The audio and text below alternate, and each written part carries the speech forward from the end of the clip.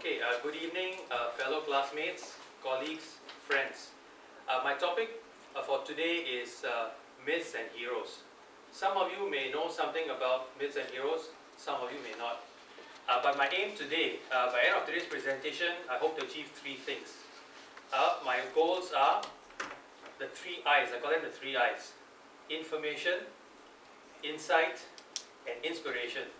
So by the end of my talk today, you will know something about myths and heroes. I hope to share my experiences so you get some insights about why this is such an interesting and fascinating topic. And three, I hope to inspire you. To inspire you to think about yourselves as heroes. That you are also on your own hero journey. And as you pursue your passion, that you can follow your bliss. And the way the way I can talk about this subject today is by looking back on my life. So I will be talking about different stages of my life. When I was a young boy in school, when I was a young adult in my 20s, and about my life now. Okay, what I'm doing these days and how myths and heroes, they are still a part of my life today. So let me begin with my boyhood days, my school days. When I was young, one thing I enjoyed to do for leisure was read comics. Okay, boys like to do that, right? We all like our action heroes, and of course my parents didn't mind, but they wanted to make sure that I didn't read too many comics, so I would, at least pay attention to my schoolwork and all. And of course, they wouldn't buy you comics just like that, so I had to save up my pocket money, and then after saving $1 or $2, and then buy a comic, and then buy some more, and then of course exchange with friends. So that's how you would get to read more comics. And of course, most of the comics would be on the superheroes. So like any boy, you have all these superhero games and talk about superheroes all the time. And it was not just reading comics. It was also watching TV shows. And most of the TV shows, were like cartoons. So when I think back of the favorite superheroes I had, I guess I have to identify one, it would be Batman. The reason is this, for three reasons. One, Batman was the only show at that time that came not only in animated form, but actually had a real life Batman. It means a human being wearing a costume. The other superhero shows were all just cartoons, just animated. So that was one, it made it different. Two, it was always Batman and Robin. So you had a companion, so you had a sidekick. They would always help each other out, and they'd have friendly banter, so it was very fun to watch. And three, Batman had very interesting villains. A lot of stories, as you know, adventure stories, quest stories, always villains. And if you really study their characters, villains are more interesting than heroes. And Batman certainly had his fair share. They had the Joker, they had the Penguin, they had the Riddler, and they also had a female villain or villainess, the Catwoman. So those were the interesting things to watch that made it different from the other type of hero comics or cartoons I used to watch. But besides reading the superhero comics, I also read some educational comics. Coming from an Indian family, a Hindu household, I was actually brought up in a way. We have a traditional family. My mother's fairly traditional. In a typical household, you'll find a small prayer altar or temple. So that's how I got to know about my tradition. On Deepavali, special occasions, we go to the temple, so got to know about our gods and goddesses and our traditions. But really, I can say my first language is English. So I can speak a bit of Hindi, but I can't read or write. So my source of knowledge about my tradition came from these comics. And my parents would not have any problems buying these for me. And whenever somebody would come from India, relatives, they would bring a load of these comics. So I really learned a lot, and it was very, very educational for me about our myths, our traditions, our scriptures, and the heroes. And some of the heroes may be familiar to you because like the monkey god is even among the non-Hindus, non-Indians, everybody knows about the monkey god, Hanuman. They may not know the name. And a lot of people know about the elephant god, Ganesha, and he's a popular god amongst all the Indians, both north, south, east, and west. And I was told by my friends that actually the Hanuman character inspired the monkey god character in Journey to the West. So there's exchange of cultural ideas and stories as well. And sometimes, of course, you don't see this in Singapore anymore, some of the traditional arts and culture. One of the traditional arts, now you can actually see in the heritage museums. In Malaysia and Indonesia, you still have it. It's called wayang kulit, which literally means, wayang is show or theatre, and kulit means actually skin or leather. So the puppets are made out of leather, so it's called wayang kulit. And even in Malaysia and Indonesia, it's sort of like not as popular as it used to be. So it's actually a dying art. But I remember actually seeing it live. I must have been very young, probably in Kampong Glam or Geylang Serai, the Malay neighborhoods, or even on TV when they're documentaries, And they talk about, of course, their Malay legends, they talk about their Malay heroes, but a very popular story was again the Ramayana tale. in the Ramayana tale, he's not the main protagonist, which is Hanuman, the monkey god, but he's the most endearing character. That's why they love him so much, and he's always a popular character in all the Ramayana stories. Okay, so these are some of the highlights of my boyhood days, my school days. So now let me move ahead to the time when I was 21, my 20s. In Singapore, as you know, as a citizen, as a core Singaporean, you have to do your national service. So after finishing my school, I went to the national service, and at 21, I started my undergraduate education. Now, I didn't study in Singapore. Any guesses where I studied? Any foreign country you can think of? I'll give you a hint. This is what they like to wear. New York. It was USA. I studied in the USA. This is a baseball camp. Baseball is the #1 sport in the US that people like to follow. So I was in US for 3 years as an undergraduate, and then I was lucky enough to find employment there. So I worked there after graduation, and I ended up in New York City, the Big Apple, the city that never sleeps. So for 4 years as a professional, I worked there, I lived there, and it was a very, very exciting time. So when I first moved there, I thought Americans are hardworking, and New Yorkers are really hardworking. They make you work late at night, you have to work weekends, and then, but not all the time. Summertime's a bit more relaxed, and then you get a chance to do leisurely things that you want to pursue. And of course, for the first few months, I had to see everything, right? Statue of Liberty, Central Park, Times Square. But after living there for 6 months, you're no longer a tourist, you're a resident. So you can't be doing all the tourist sites all the time. And that's when I actually discovered all the cultural richness of New York. And New York has a lot of museums, and they are fantastic, world-class museums. They have like the Natural History Museum, the Modern Art Museum, and of course the Art Museum. I mean, there are many, many more. My personal favorite was the Metropolitan Museum of Art. Okay, that's also affectionately called the Met. Okay, beautiful. You may have seen images of this museum. Basically, the external facade is based on classical Greek-Roman architecture. Very colossal building. And movies like Spider-Man, set in New York, a lot of Woody Allen movies, this is often a backdrop to some of their scenes. Okay, awesome. If you think this is great, wait till you see what it's like inside. They had an Egyptian gallery, Middle East gallery, Roman galleries, Greek gallery, medieval gallery, the armors and the knights. I mean, the collection is so huge. It is so said that whatever you see in the museum is less than 10% of its total collection. The 90+% is somewhere in a warehouse. And to see the museum, you can spend one whole week. You cannot see the collection. That's how huge it is. And of course, I went there. I guess you can call it my culture day. Suddenly got interested in all this history and culture and philosophy and mythology. And of course, actually, museums, you get tired because at first it's huge. After 3 or 4 hours, you feel the fatigue, not just the walking, but you're concentrating and looking at the artifacts. You're reading, what is this artifact about? And after 3 hours, 4 hours, you get tired. So to really see all the exhibits and enjoy it, you keep on going back, after a few weeks or so. In fact, I basically became a member, so I didn't pay entrance fee, and I would go quite frequently, especially in the winter time when it's quite cold outside, right? And around this time, something interesting happened or came along. It was at this time that I came across a book which I think had a profound influence on me. And it's profound because I'm still talking about it. In fact, that's the theme I talk. And that book is called The Power of Myth by Joseph Campbell. At that time, I didn't know who Joseph Campbell was, but actually this was the last book by Joseph Campbell. This was actually published after he died. It is based on a series of interviews he did with a journalist. And the interviews that became a document were so popular they published it. And this was actually my first touch with mythology in a sort of formal way. Very inspiring. In fact, I think I should share what I read in the book. So if you allow me to, this is the book I still managed to find in my bookshelf after more than 20 years. So I'll just read, he actually talks about what is myth and what is the function of myth. So I'll just read that part. Okay, what is a myth? The dictionary definition of a myth would be stories about gods. So then you have to ask the next question, what is a god? A god is a personification of a motivating power or value system that functions in human life and the universe, the powers of your own body and of nature.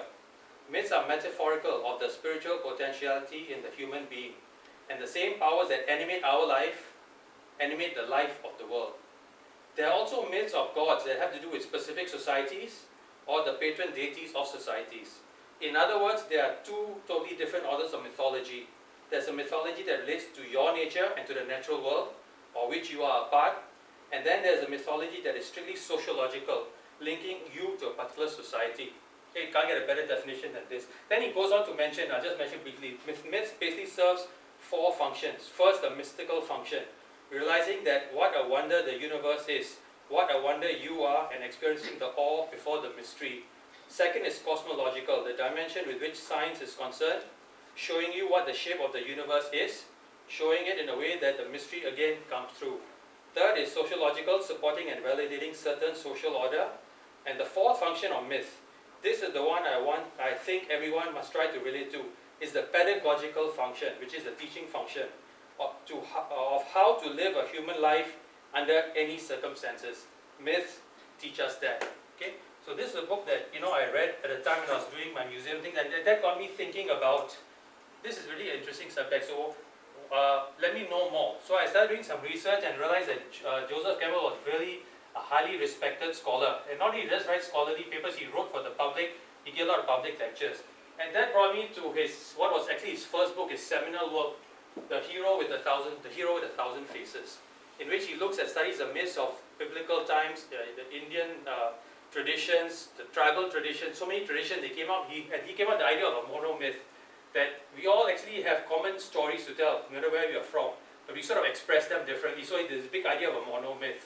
And it was in this book that he came out with this sort of like story structure that he called, that all of us know it as the hero's journey, that he would look at heroes not only in the books, in fact, or in the movies, the hero, in fact, all of us are heroes. That's his point, that we all go through life and we go through different phases. So in a structured cycle of, at different phases of our lives, we encounter different things. And this basic idea inspired a lot of storytellers, artists, filmmakers. And one filmmaker was greatly influenced by Joseph Campbell. At that time, he was not very well known, was the young George Lucas. And all of us know George Lucas for his great work creating Star Wars. And George Lucas has said that he actually spent a lot of time reading Campbell's work. He actually designed the story of Star Wars very closely looking at the hero's journey and the hero archetypes. And not just the outer journey, the inner turmoil. So, the rest, as they say, is history. Of course, I had seen Star Wars, I had seen other movies, I like to watch films. And then I was wondering, but does this only apply to Western popular culture? This is really a monomyth. And I started thinking about this, and besides going to museums, I used to watch international cinema and world film as well. Then I realized you look at our own Asian popular culture, and I'm just taking film as an example of a genre of popular culture. You see it in Japanese, you see it in Chinese stories, you see it in Indian stories. And they all have, in one way or another, the hero myths, the myth and the hero's journey and the hero archetypes all there. Well, like for example, one of the great film creators of all time, Akira Kurosawa, all these samurai films, the Seven Samurai. In fact, a lot of the Hollywood films are based on his stories, the cowboy films and the action films and all. I think the world knew Bruce Lee. He was the first probably international Chinese actor before the current crop came around. And of course, you have the Indian movies, the Bollywood movies. The only difference is that it's told in Indian style. You have the hero's journey, the hero myth, but somewhere in between must have song, must have dance, and must be 3 hours long. Okay, but that's what the audience want, that's what you give them. So it's a universal thing. Okay, and I'm sure it's true of other cultures, but I'm just referring to Asian culture because that's what I'm familiar with. And the time came, I had to leave New York. I came back to Singapore. And of course, when I came back to Singapore, I did travel elsewhere and I lived and worked elsewhere. But let me fast forward to where I am right now. Okay, I came back to Singapore 10 years ago, and pretty much the last 10 years I've been here. In New York, I was a bachelor. Now, I'm married, I've got a daughter as well. So, I have a fairly stable family life. So, what is it like coming to Singapore, right? I mean, you have great museums in New York, you have so many things going on. I must say that Singapore was never really dull, but the last 10 years our culture and art scene has become very, very vibrant. So even nowadays I do go to museums every now and then. In fact, I think my daughter goes to museums more than me. But sometimes when there's interesting exhibits going on, I tell her we should do this, we should do that. But one interesting museum that some of you may not know of is the Philatelic Museum, which is the Stamp Museum. And this museum in 2014 had an exhibition, of course, of stamps. And the theme was superheroes. I would never imagine that the superheroes I would follow as a child, reading comics, watching cartoons, would one day be in a museum. and this is in Singapore. Okay. Besides that, talking about my other interests, I like to watch films, but these days I honestly don't have time. But then when I look at it and I read commentaries and I read magazines, and they say, guess what? The 3 greatest films of all time have all been based on the hero's journey. Star Wars, Harry Potter, and Lord of the Rings. So Joseph Campbell got it right. Okay, moving along. My daughter, now I've been talking about myself. How about the younger generation? Can I speak for the Millennials and Gen Z? Well, I didn't have a time to do a survey. I know focus group, I had a focus subject. So I have a daughter and I know this information is reliable. So she likes Harry Potter, she likes Lord of the Rings. She also likes Twilight, but she said that was 2 years ago, she's outgrown that. She likes Hunger Games. I've read good things about Hunger Games, I'll hopefully see it at some point. She introduced me to Percy Jackson. This is worth talking about. She read the book, she lent me the book, went to see the movie. Percy Jackson is based on Greek mythology. Percy, his name is Perseus. He lives in New York with his mother, single parent. And then he has all these things going on in life he cannot understand. He's got superpowers, people are chasing him, trying to kill him. Then he realizes at some point, he's a demigod. Now what is a demigod? In Greek mythology, if you have one parent who's a god and one parent's a human, the child is a demigod. So then he finds out his father is Poseidon, the Lord of the sea. And then all this makes sense, right? And then he goes on his hero's journey. So you can learn things from the younger generation. So I learned something from her. What about traditional culture? I said it's dying, right? And it's true. Some of the things we can't find in Singapore. Even in Malaysia, Indonesia, wayang kulit performances hardly exist. Audiences are dwindling. So one artist came out with the idea. These guys don't like our old Malay stories. They don't like Ramayana stories. They like Star Wars stories. Okay lah, make a Star Wars wayang kulit lah. If you can't win them, join them. So this will be quite interesting to see because in wayang kulit you have some commentary, will be in Malay, at least I understand Malay. Then you have the Malay music, gamelan music, and then of course you know the Star Wars story, right? So this will be quite a treat to enjoy. And what about my work? I mean, I'm a knowledge management student here, as you all know. And sometimes I read interesting literature and I feel people have some interesting points of view. I came across a blog and this guy was sharing experience. He said to be a successful knowledge management professional, you must really be super. You must be a champion. You must, be smart, work hard, multitask, have thick skin, fortitude, resilience. Then he drew a cartoon to represent all that. And it was done in good taste and good humor, and I think he was spot on. Essentially what he was saying is you must be a 21st century Ganesha. But I think this one got even more superpowers. He's got glass, which looks like Google Glass. He's got 6 arms, Ganesha got only 4. So I think to be ready for the 21st century, you need 6 arms. So metaphorically speaking, you need to be a superhero. Okay? Now I'm coming to my takeaway message. What I want to leave you with is this message about what it means to be a hero. What I want to tell you is that we are all heroes. We all have our own journeys. You are the hero of your story. And I think this is a message that Joseph Campbell was trying to tell his students and his readers. If you look within yourself, if you look deep and you find your true passion, pursue your passion, find your true self, and use these famous words, follow your bliss, and find out who you truly are. So that was his message, and that is what I'd like to share with you. So in whatever you do, I mean in your personal life, in your career, family life, as parents, we are all heroes, and the kids are looking to us for guidance. Sometimes you are not necessarily a hero, you can be part of someone else's story as a mentor. You can play that role as well. And with that, I hope that you understand a bit more about myths and heroes. And I'd like to conclude with 3 simple questions. I promised you earlier that I'll do 3 things, right? Information. So my question is, have you been informed? Do you know more about myths and heroes? Do you? Have you gained some insight? Do you know the deeper meaning about myths and heroes? And thirdly, are you inspired to be on your own hero's journey? Okay, I'm sure you guys are. And now I will leave you with 6 famous words. Any guesses what are the 6 famous words? Immortal words? Famous words? Any guesses? What? Very, very close. That was Star Trek, he died, right? These famous words are the famous words of the Jedi.